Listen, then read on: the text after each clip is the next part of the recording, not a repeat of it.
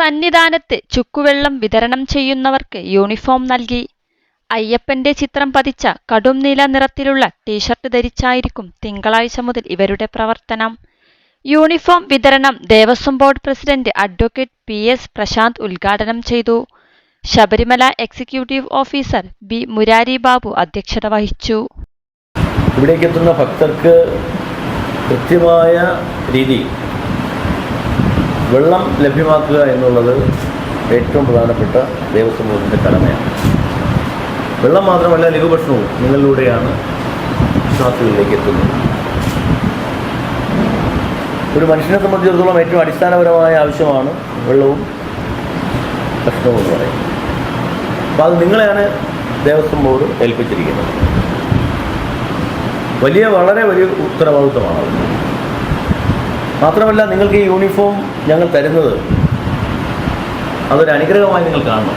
കാരണം ഇതിൽ യൂണിഫോമിൻ്റെ വിലയല്ല, ഇതിൽ അടിച്ചിരിക്കുന്നത് ഭഗവാന്റെ ചിത്രവും തിരുവിതാംകൂർ ദേവസ്വം ബോർഡ് എന്നുള്ളതാണ്. കേവലം 60-70 ദിവസത്തേക്കായിരിക്കും നിങ്ങളത് ഇടുന്നത്. പക്ഷെ അത് എന്ന് പറയുന്നത് ഒരു നിയോഗമായി നിങ്ങൾ കാണണം.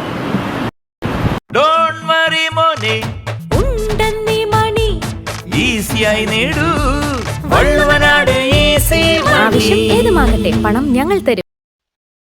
ഉരൽക്കുഴി മുതൽ അപ്പാച്ചിമേട് വരെയും സ്വാമി അയ്യപ്പൻ റോഡിൽ ചരൽമേട് വരെയും 67 കേന്ദ്രങ്ങളിൽ ഇവർ ചുക്കുവെള്ളവും ബിസ്ക്കറ്റും വിതരണം ചെയ്യും. 600ഓളം പേർ 3 ഷിഫ്റ്റിലാണ് ജോലി ചെയ്യുക. ചുക്കുവെള്ള വിതരണത്തിന് വരുന്ന ജീവനക്കാർക്ക് തിരുവിതാംകൂർ ദേവസ്വം ബോർഡിൽ നിന്ന് ഇങ്ങനെയൊരു യൂണിഫോം നൽകുന്നതെന്നാണ് ഞാൻ മനസ്സിലാക്കുന്നത്. ഈ യൂണിഫോം നിങ്ങൾക്ക് നൽകുമ്പോൾ ജനങ്ങളുടെ മുമ്പിൽ നിങ്ങൾ തിരുവിതാംകൂർ ദേവസ്വം ബോർഡിലെ ജീവനക്കാരായാണ് കാണുന്നത്.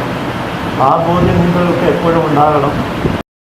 21 ലക്ഷത്തോളം സന്തുഷ്ടരായ ഉപഭോക്താക്കളും 2 ലക്ഷത്തോളം തിമിര ശസ്ത്രക്രിയകളും പൂർത്തിയാക്കിയ മലബാറിലെ ഏക കണ്ണാശുപത്രി അൽ സലാമ ഹൈ ഹോസ്പിറ്റൽ റോഡ് പെരിന്തൽമണ്ണ.